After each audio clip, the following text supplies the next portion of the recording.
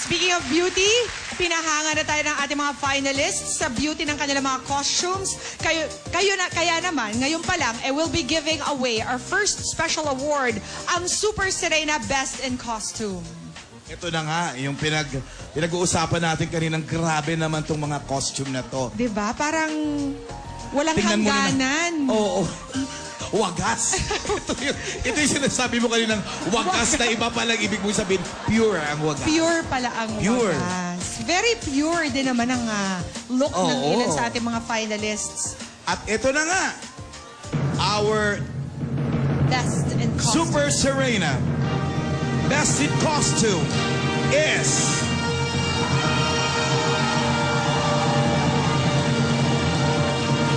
Candidate number 2!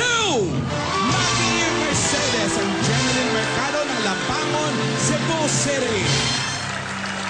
To be awarded by no other than Mrs. Wagas herself, Yes. Miss Ruby Rodriguez.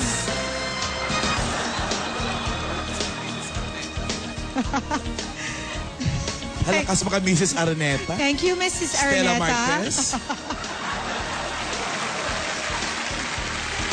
Grabe, kung mag-wave naman yung nag-award, parang siya yung nanahalo. Madapa sana. Pero in fairness, may nagsasabi dito. Ano pong sabi nyo? Yes, ang ganda ni Ruby. Ay, Ay, dinig ko yun? Hindi, akala ko finalist ka. Ay! Di na rin masama. Thank you, Ruby. At mamaya, congratulations to our winner, ang General Mercado ng Cebu. Now, let's start with the awarding of Super Telegenic Serena. To be awarded by Alden Richards, our super telegenic Serena is Super Serena number 4, Nixie Arcache, ang Christina Hermosa ng Lapu-Lapu City, Cebu.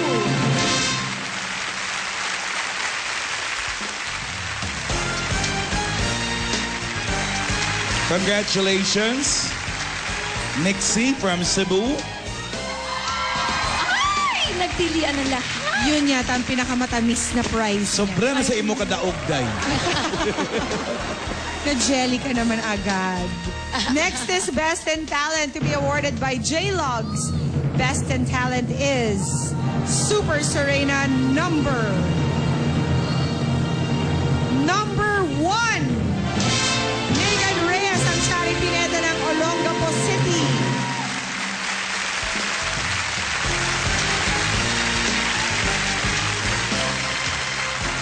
Congratulations, Megan Reyes and Chari Pineda ng Olongapo City. And J-Logs looks sincerely happy naman for her.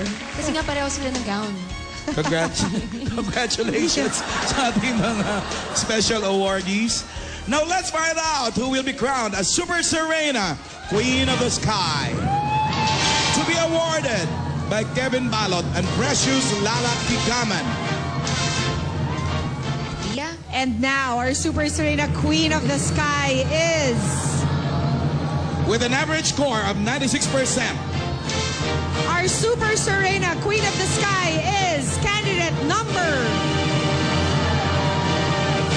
2.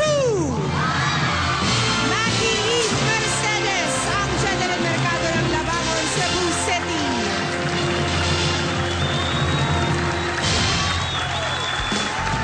At ang 75% ng mapapanalunan niya ay ibibigay niya sa Little Lamb Center ng Cebu City. Next week, malalaman natin kung ano ang itinulong niya. Mapapanood natin. Dito din yan. Sa Eat Bulaga. Once again, congratulations to our Super Serena Queen of the Sky, si Maggie Eve Mercedes, ang Jeneline Mercado ng Labangon, Cebu City. Maraming salamat sa lahat ng sumali sa Super Serena Queen of the Sky.